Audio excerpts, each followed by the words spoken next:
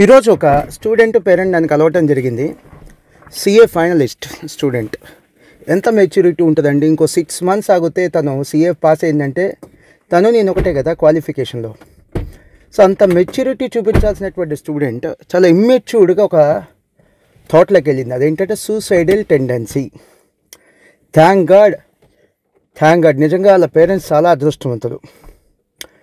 చాలా highly educated కాకపోయినా టైంకి పసిగట్టారు, టైంకి కనిపెట్టారు. ఇట్లా అమ్మాయికి ఇట్లాంటి సూసైడల్ టెండెన్సీ ఉంది, అబ్బాయికి ఇట్లాంటి సూసైడల్ టెండెన్సీ ఉంది అని ఒక పిల్లలు ఏం చేస్తున్నారో గమనించి తెలుసుకోగలిగిన వాళ్ళు చాలా కొద్దిమంది పేరెంట్స్ ఉంటారు. సో అందుకని నన్ను పేరెంట్స్ చాలా అదృష్టవంతులు. సో దీన్ని కంటిన్యూ చేసే ముందు ఒక చిన్న పాయింట్ చెప్పాలండి. ప్రతి మనిషి ఫేజ్ ఆఫ్ లైఫ్లో అండి, లేదా అట్లీస్ట్ మెజారిటీ ఒక 70 to 60% అనుకోండి, 70 to 60% జనాల్లో ప్రతి మనిషి యొక్క ఫేజ్ ఆఫ్ లైఫ్లో ఏదో ఒక సమయంలో, అదే చదువుకునేప్పుడు కావచ్చు, జాబ్ చేసేప్పుడు కావచ్చు, బిజినెస్ చేసేప్పుడు కావచ్చు, ఈ సూసైడల్ టెండెన్సీ వస్తుంది. ఆ టైంలో కొద్దిగా మోటివేట్ చేసేవాళ్ళు, లేదా సపోర్ట్ ఇచ్చేవాళ్ళు, కన్సోల్ చేసేవాళ్ళు, ఏం పర్లేదు, it's only a temporary phase of life, ఏ కష్టాలు శాశ్వతం కావు, ఏ సుఖాలు శాశ్వతం కావు అని చెప్పేవాళ్ళు అది ఉంటే కనుక ఈ సూసైడల్ టెండెన్సీ నుంచి పర్మనెంట్గా బయటకు వచ్చేస్తారండి. అండ్ ఇంకో విషయం కూడా చెప్తున్నాను, నేను ఒక బుక్లో చదివానండి. అవకాశం ఉంటే ఆ బుక్ రెఫరెన్స్ కూడా మీకు ఇస్తాను. నేను మర్చిపోయాను బుక్ పేరు. ఒక ఇంట్లో ఒకళ్ళు సూసైడ్ చేసుకుంటే అదే ఇంట్లో అట్లీస్ట్ ఇంకొకళ్ళకి సూసైడ్ చేసుకోవాలనే టెండెన్సీ స్టార్ట్ అవుతుందంట. అంటే మీరు చేసే పిచ్చి పని వల్ల మీ ఇంట్లో మీ తమ్ముళ్ళో చెల్లెల్లో ఇంకెవరో కూడా బలి అయ్యే ఛాన్స్ ఉంది. గుర్తుపెట్టుకోండి, నేను లైఫ్లో కొన్ని కష్టాలు చూశాను, చాలా పెద్ద కష్టాలు. ఇవి ఇప్పుడు చాలా చిన్నగా కనిపిస్తున్నాయి, చాలా చిన్నవి.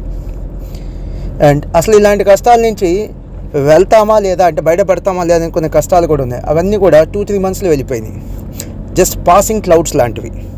So don't worry my dear children, మీకున్న కష్టాలు కూడా చాలా చిన్నవి. ఒక 5 years తర్వాత, 10 years తర్వాత మీరు చూసి నవ్వుకుంటారు. అండ్ ఎవరైనా మీ చుట్టాలు, మీ రిలేటివ్స్ ఎవరైనా సిఏ లాంటివి చదువుతుంటే కనుక వాళ్ళకే చెప్తారు, డోంట్ వరీ, నేను చెప్పినట్టే మీరు చెప్తారు, డోంట్ వరీ, ఇవన్నీ కూడా పాసింగ్ క్లౌడ్స్, ఇవన్నీ టెంపరీ కష్టాలు అంటారు. ఇక విషయానికి వచ్చేద్దాం. స్టూడెంట్ సూసైడల్ టెండెన్సీ, సూసైడ్ చేసుకోవడం ప్రయత్నం చేసిన తను టైంకి వాళ్ళ పేరెంట్స్ ఆపారు. సో ఆ స్టూడెంట్కి ఏం చెప్పాను మీ అందరికీ చెప్తున్నాను. ఆ స్టూడెంట్కి చెప్పింది ఏంటంటే, నువ్వు సిఏ ఎగ్జామ్ ఫెయిల్ అయితేనే మీ పేరెంట్స్ అంత బాధపడిపోతారని నన్ను ఎక్స్పెక్ట్ చేసావు కదా. సిఏ ఎగ్జామ్ ఫెయిల్ అయ్యావు, మీ పేరెంట్స్ బాధపడతారు.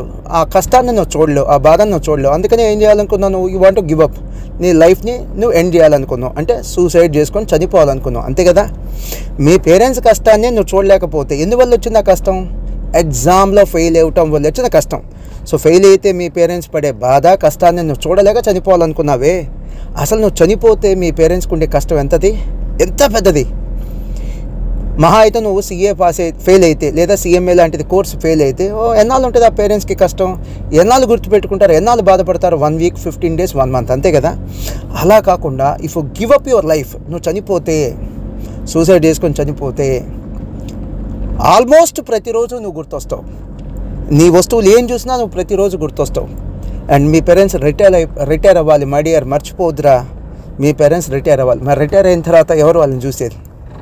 వాళ్ళకి ఎన్నో ఫిజికల్ నీడ్స్ ఉంటాయి, ఫైనాన్షియల్ నీడ్స్ ఉంటాయి. ఎవరు వాళ్ళని చూస్తారు, ఎవరు పట్టించుకుంటారు? సో మీరు జస్ట్ ఎగ్జామ్ ఫెయిల్ అయితే మా పేరెంట్స్ బాధపడతారు లేదా కష్టపడతారనే రీజన్తో మీరు సూసైడ్ చేసుకోవాలనుకుంటున్నారు కదా. అసలు మీరు చనిపోతే మీ పేరెంట్స్కి ఉండే కష్టాలు ఎంత పెద్దవి. మరి వాటికి సొల్యూషన్స్ అని ఉంటాయా? No solution. అట్లీస్ట్ మీరు సిఏ ఫెయిల్ అయ్యారు, ఇంకో కెరీర్ ఆపర్చునిటీ ఉంటుంది. మీరు జాగ్రత్తగా ఎఫర్ట్స్ పెట్టాలి, కానీ సిన్సియర్గా ఎఫర్ట్స్ పెట్టాలి. కానీ సిఏ పాస్ అయితే, సిఎంఏ పాస్ అయితే ఉండే జాబ్ ఆపర్చునిటీస్ లేదా కెరీర్ ఆపర్చునిటీస్ మీకు ఖచ్చితంగా వస్తుంది. ఈవెన్ దో మీరు సిఏ పాస్ అయిపోయినా, ఇంకా అంతకంటే గొప్పగా సెటిల్ అయినా ఆశ్చర్యపోకర్లేదు.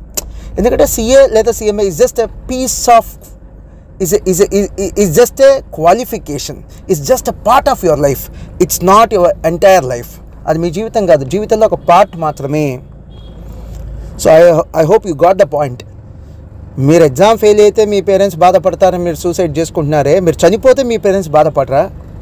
మీరు చనిపోతే మీ పేరెంట్స్ కష్టాలు పెరుగుతాయా తగ్గుతాయా? ఇంకా కష్టాలు పెరుగుతాయి. అండ్ ఆ కష్టాలు ఆదుకునే వాళ్ళు కూడా ఎవ్వరు ఉండరు. ప్రతిరోజు మీరు గుర్తొస్తూనే ఉంటారు మీ పేరెంట్స్కి.